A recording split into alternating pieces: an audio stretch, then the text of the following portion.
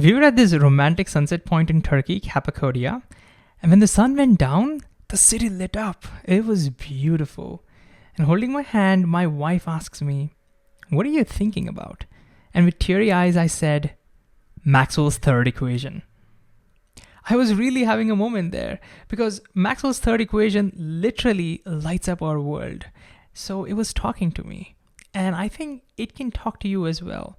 Because by the end of this video, we're not going to just try to understand it, but our goal would be to build the whole equation from scratch and try to feel it in our bones. So if you're ready for this, let's begin.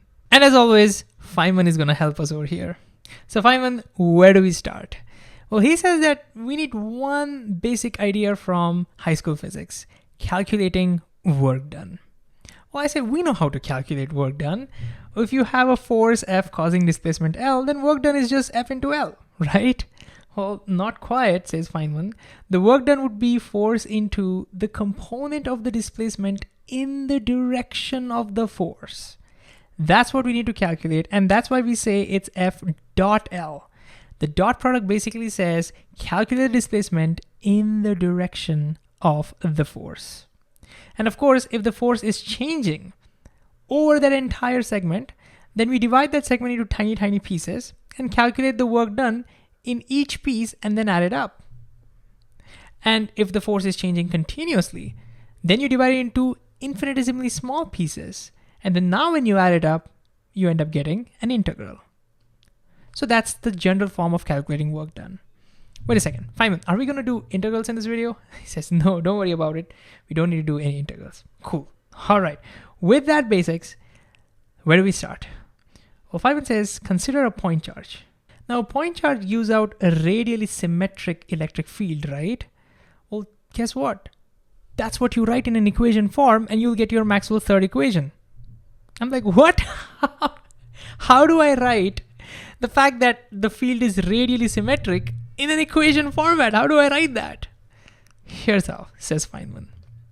Well, take a unit charge, move it from some point A to point B, and think about the work done. This work done will not depend on the path taken.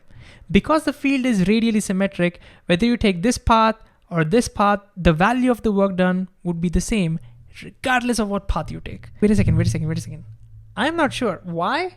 Why, if the field is radially symmetric, the work done does not depend on the path? Here's why, says Feynman.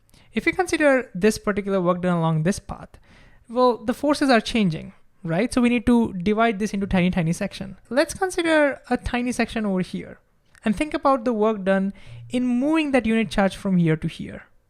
Well, at that particular location, the force will be along the field line, so the force will be this way. And so to calculate the work done, we take the component of the displacement in the direction and we multiply these two. That's what gives you the work done in this tiny segment, right? Yeah. Well, now Feynman argues that that work done is exactly the same as the work done in moving the unit charge from here to here along this field line. And let's see why. Because this force is the same as this force because the force is radially symmetric. The field is radially symmetric. We are at the same distance from the charge. So these forces are exactly the same. And look, we are taking the exact same displacement. So of course, the work done would be the same here. Okay? And now Feynman says, well, let's consider another such section somewhere over here. And if we calculate the work done over there, again, we can say the work done in that section equals the work done in moving that charge from here to here along this field line. So look at what Feynman is saying. I can divide this into tiny, tiny sections. And what I will find now is that from similar argument, the work done in each of this section exactly equals the work done in moving the charge along this field line.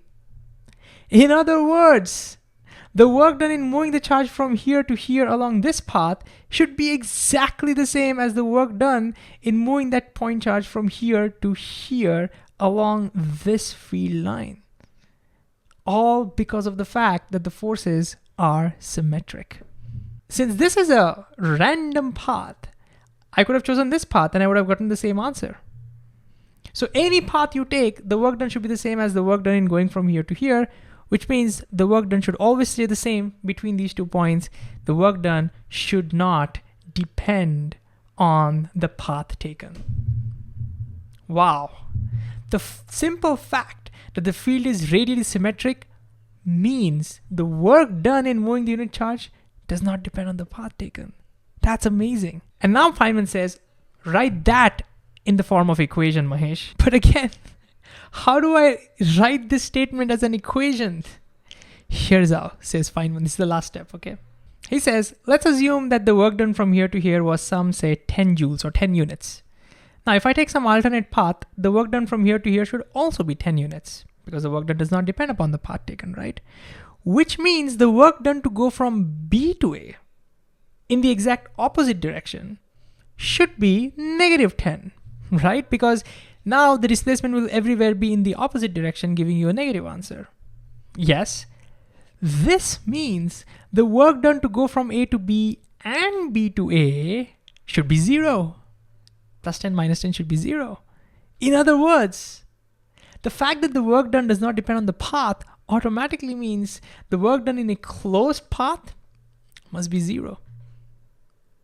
And since we took this path randomly, this should be true in general. It doesn't matter what path I choose, as long as it's a closed path, the work done must be 0. That's what this statement actually means. And now we can write that. Yes, we can write that. If I minimize this, work done in a closed path. How do I calculate the work done? Well, work done is the integral of f dot dl. And by the way, force on a unit charge is basically the electric field. So the work done on this point charge is basically the integral of E dot dl.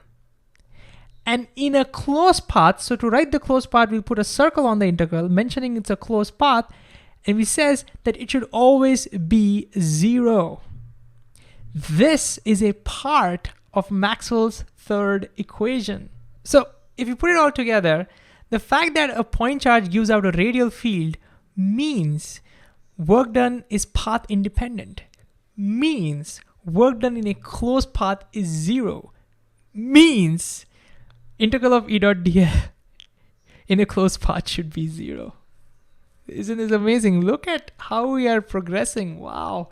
But wait a second, Feynman. This is true only if you have a single charge, because only then you will have a radial field. If you have multiple charges, you will no longer get a radial field, and this will not be true, right? Well, Feynman says no. He argues that if you have, say, 2 charges, and you calculate the work done in a closed path, that total work done can be written as work done due to the first charge plus the work done due to the second charge. Superposition principle. And since the work done due to the forces of each charges will individually give you 0, the work done due to the 2 charges combined together must also give you 0. What this all means is that it doesn't matter how many charges you have, it doesn't matter how complicated or how crazy the field lines are. In a closed loop, when you move a charge, the work done must always be 0. This is the beginning of Maxwell's third equation. And I find it so fascinating because at the heart of it, what is this equation basically saying? That each individual charge is giving out a radial field. That's what it's saying. These two statements are synonymous. That information is packed in this equation. How elegant is that? To the uninitiated, this wouldn't make any sense. They would say, what is this? But now you and I understand that these are the two same things. We are communicating in a different language. Oh man. That's why Maxwell's equations are so awesome. If electric fields don't do any work in moving a charge in a closed path, they do not transfer any energy in electrons, for example, in moving it in a closed path, right? But then how do circuits work? Because in circuits, electric fields are moving the electrons in a closed path and they are transferring energy, isn't it? And Feynman says not quite. If you look at the circuit carefully, what you will see is that it can make an electron, say, go from here all the way till here, but it will not be able to make it go back over here. Look, for the electron to go back, it needs to be pumped down. Something external has to pump it. This electric field will not be able to do it. How do we do that, Feynman? How do we pump it down then? Well, we use chemical reactions because in chemical reactions, electrons can jump from one atom to another.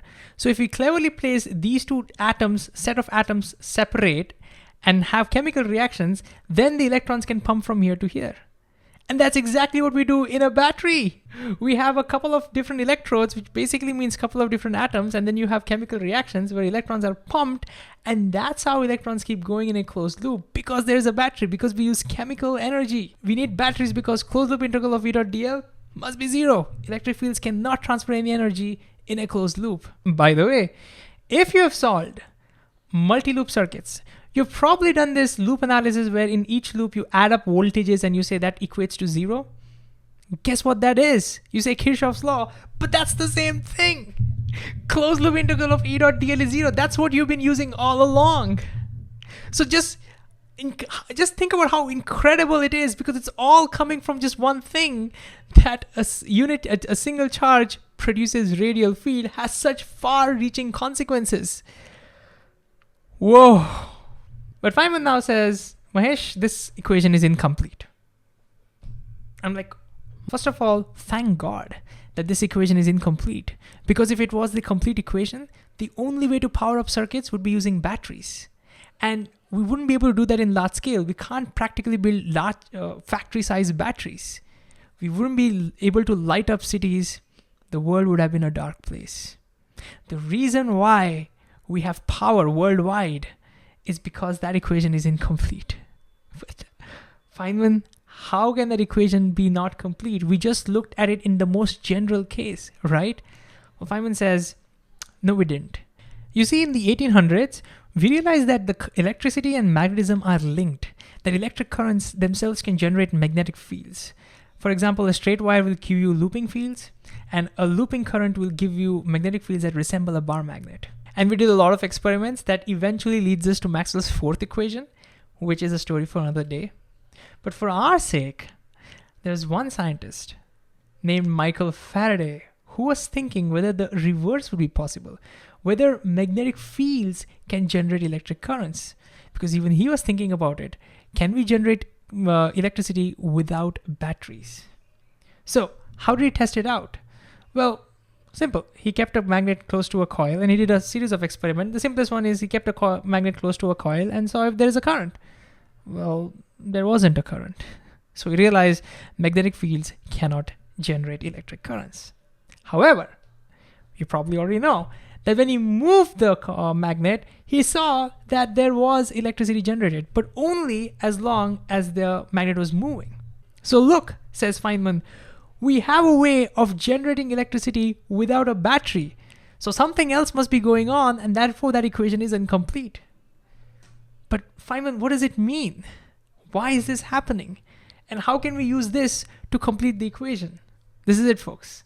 This is the final step. What this all means, the reason why this is happening is because there's a secret that nature has been hiding from us for quite some time, but this reveals it. The nature's secret is that she hates flux changes. Whenever there's a flux change, she tries to resist it. And when that happens, and if you can incorporate that part in this equation, we would have completed it. So when the magnet was not moving and it was kept close to the coil, there was some magnetic field passing through the coil, which means there is some magnetic flux through the coil, right? Now, look at what happens when you move it closer. While you're moving it closer, the magnetic flux through the coil increases. And nature hates flux changes. But you can ask, well, why does that happen? Why does nature hate it? Well, Feynman says that's like one of the most fundamental rule, which we're going to incorporate in the Maxwell's equation. You can't ask why to every single thing. That's the most fundamental thing. But now the question is, how does she resist it? How can she ever resist a moving magnet? Well, by repelling the magnet. The coil repels the magnet, and to do so, it will generate its own magnetic field in the opposite direction. That's how it will resist the changes in the flux, by repelling the magnet. But Feynman, that's a piece of wire. How can a piece of wire generate a magnetic field? By generating a current. That's the reason, that's the core motivation for nature to generate the current. That's why it generates the current, so that it can generate a magnetic field, so that it can repel the magnet, so that it can resist the flux change. And in doing so, we have now a current generated in the coil. But Feynman, where does that current come? Where does the energy come from? Like, the energy has to be conserved. It should come from somewhere, right? Well, in trying to resist the magnet, it's slowing the magnet down. It's sucking its kinetic energy. The kinetic energy of the magnet is being converted into electrical energy. That's what's going on. And now you will understand this. What if you were to move the magnet away from the coil? Well, now if you move the magnet away from the coil, again there's a flux change. The coil will say, I don't want you to move away. I don't want the flux to decrease. It'll try to increase the flux. To do so, this time it'll try to attract the magnet, because its job is to slow down that magnet, make sure it doesn't move. So this time it tries to create the magnetic field in the opposite direction, and for that it will create the current in the coil in the opposite direction. And finally, Faraday wondered, what happens if I move the magnet faster? Well, if you move the magnet faster, then the flux changes quicker. Nature hates it even more.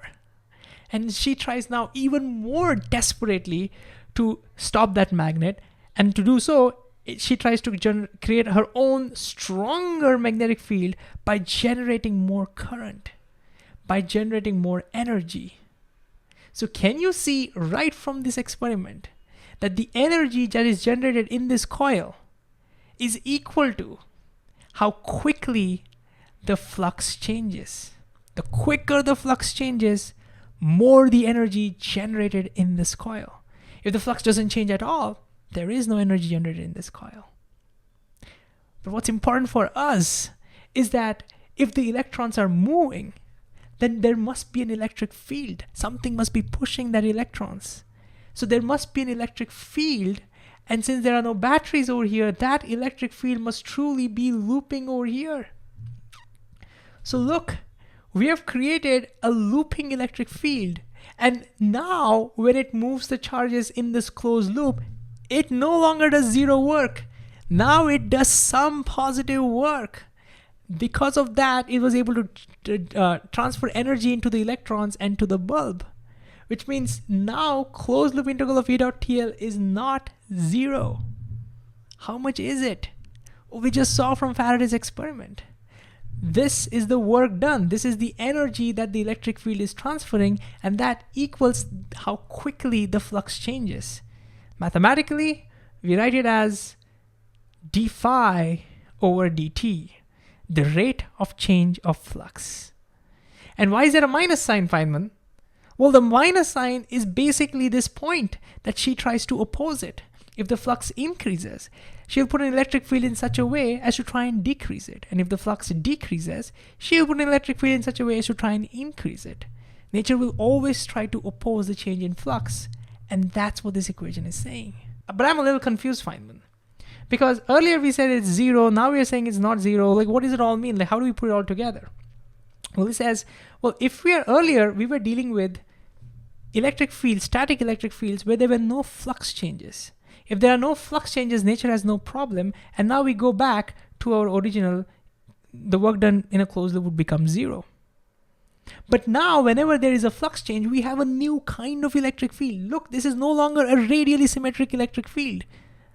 When you have this field, you do have work done in a closed path now, and that work done becomes minus d phi over dt. So in general, if you have both radial fields and these induced looping fields created by changing magnetic flux, in general, the work done in a closed path won't be zero. It'll be negative d phi by dt. But in most of the circuits that we are dealing with, the flux changes are not there. And that's the reason why in most cases we equate this to zero. That's the whole story. Lastly, you said this is how our world is powered up, but how? How does it happen? Well, you see, earlier, the only way to generate electricity was through chemical reactions, chemical energy. But now, for the very first time, we're seeing mechanical energy can be converted to electricity. Practically, what we do is we take a coil and we spin it in a magnetic field, because then the flux through the coil continuously changes and you start getting electric current. But how do you spin the coil in a magnetic field? Well, there are so many ways. In most cases, we actually take we have like a giant turbine and we put steam on it, steam generators, and we can have hydroelectric power. We can have wind power. We can use all the forces of nature to turn that coil and generate electricity. It's all coming from the one single fact that nature hates flux changes. Isn't that amazing? That we're able to use that to power up the entire world. And this actually reminds me that when Faraday first discovered that moving magnet creates a current, someone asked him, so what? So what? Faraday said, one day it will light up the world. And there we have it. Now do you understand why I was having a moment there? Because even after 200 years, it's Faraday's law, Maxwell's third equation, that's powering up the city. And now I hope that next time when you look at a lit up city, maybe on a romantic dinner date, or maybe you're taking an overnight flight, you remember Maxwell's third equation. But a word of advice, don't say it out loud.